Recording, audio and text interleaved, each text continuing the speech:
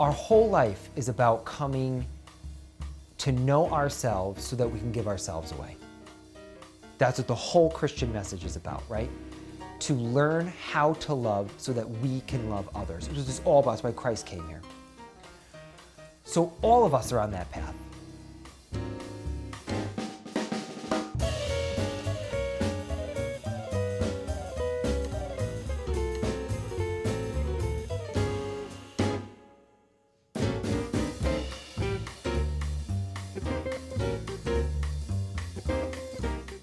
My name is Andrew Loria. This is my family home. This is the house that I was raised in. I moved back into my house when I moved back to the area. I live with my dad. I'm an inhabitant of Wells, New York, where I'm very active in my local community and identify very strongly with that. I'm pretty creative and open and also oddly very A-type and organized and calculated. And so I kind of am just that person in life and how that manifests professionally. I work as a finish carpenter for a local custom building company. I'm very active on the town board, which I'm elected and have served for the last 4 years. But really most of the time, I'm trying just to keep up with my 6 nieces and nephews who I spend most of my time with.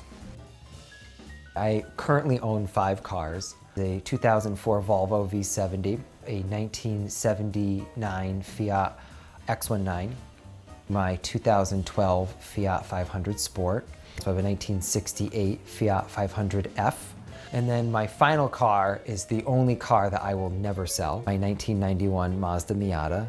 That was the car that just catapulted me into the world of cars. So my Miata has no power steering, no ABS, it's a 5-speed stick. There's nothing fancy about it. It's pretty lightweight. I've taken everything out of it that I can.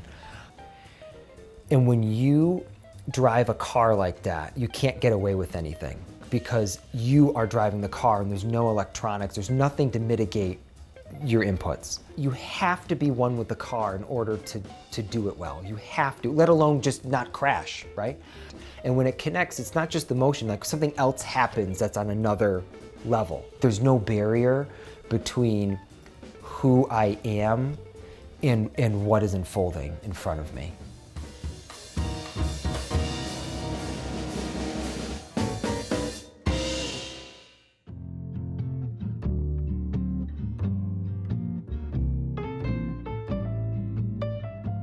I very much, if I were to identify as any sexual attraction, it would be gay. I've always been attracted to other men. I came out of the closet when I was 19. I went through a phase of my life where I thought my sexuality would have to determine many other facets of my life. I lived in very secular LGBTQ spaces for a while and such, and I always found a home there, and I still do. But the world tells you I have to fall in love with a man and marry him, and have the perfect Instagram, you know what I mean? We should both be making at least 6 digits, you know, like if we're not raising the property values in the community, we're not doing something right as gays. But I internalized that message very deeply. In order for me to be fulfilled by what the world tells me, my life needs to look like this. I have nothing but respect and regard for the guys that I was in relationship with. When you're with somebody, they have a way of, you know, sanding off your rough edges. And those were very positive experiences for me. But that's a blurry space to be in when you're trying to solidify your faith. And I think that being in relationships with other exclusive, you know, sexual relationships with other men, that was very blurry for me. You know, I couldn't connect with God in a way that I needed to.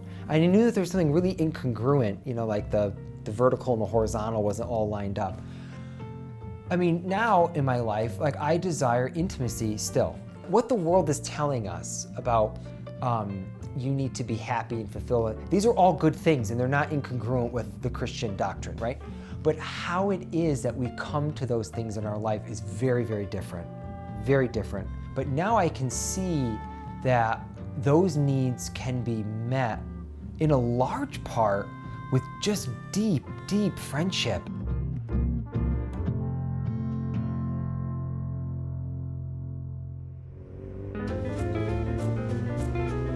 So when I moved back here to be with my family, and I just committed. You know, I live in a very small town, it's very rural. There isn't a lot of opportunity, so you just have to make your own world. And I just planted my flag, and I was like, we're gonna do this. And I just wanted to be a radically present uncle to my nieces and nephews. And all of those things are out here. They're not in here. And for as much as I'm extroverted, a lot of times I'm not always paying attention to what is out in front of me because I'm too busy in my own head. But it's in that going outward and serving people, like now is the first time in my life where I feel like I am integrated as a person. And like the gay part, it's just one part of who I am in the grand scheme of things. But what is so important is that it is a part. And to give due weight to each of the parts of who we are as a person, everyone has to go through that journey in their life. And so only in the last couple of years did I start to realize that there are so many parts and pieces of who I am as a person. I try every day to serve God in whatever fumbled attempt I can do. And so my prayer life is letting go and trying to just be with God.